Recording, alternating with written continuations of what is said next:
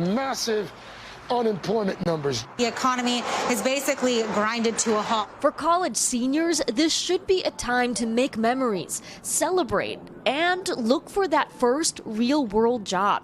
But the coronavirus pandemic changed everything. COVID-19 safety measures have put the nation's economy essentially on pause. Alina's a senior at Illinois State University. Last November, she received multiple job offers and accepted her favorite one. Were you excited for that job? Yeah, I was so excited. I was telling all my friends about it constantly. But then came COVID, and her offer was rescinded. What was it like to get that call letting you know that they just couldn't move forward? I mean, to be honest, I was preparing myself for it, but I knew that I would have to rely on myself and just be super proactive in order to get myself out of this situation. She had to go back to square one. How different is that job hunt now amid the pandemic? Now you have to do it at 10 times the rate. You have to reach out to double the amount of people, apply to as many positions that you're interested in, because in reality, even some of the positions that are posted aren't necessarily hiring for a very, very long time. After dozens of applications, Alina finally got good news. She accepted a new job offer and will start work May 11th. Alina is one of the lucky ones. Over the past 6 weeks, 30 million Americans have filed unemployment claims.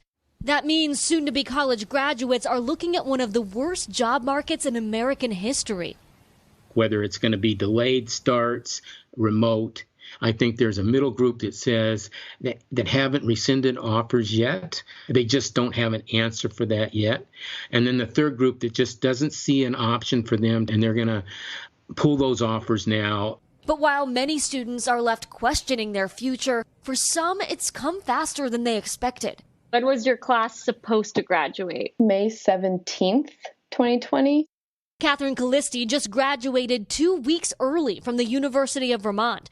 Her entire nursing class will now get a temporary permit so they can start work immediately before taking their boards. There's a call for nurses to get into the front lines, as people are saying. On the one hand, you are not struggling to find employment right now like so many other people are. On the other hand, the field you are going into is maybe more challenging now than it ever was. Yeah. How does that feel? Any new grad is going to be nervous. And then you put on top of this dire situation that is changing the world. It's taken its toll on me. And now I'm just trying to learn, how to live with it, because I still, at the end of the day, I'm going to be a nurse, and nurses are strong people and they're resilient and show up when they're called on. So it's a good reflection, I think, on what I'm deciding what to do with my life. A resilience all graduates will need to navigate the uncertainty ahead.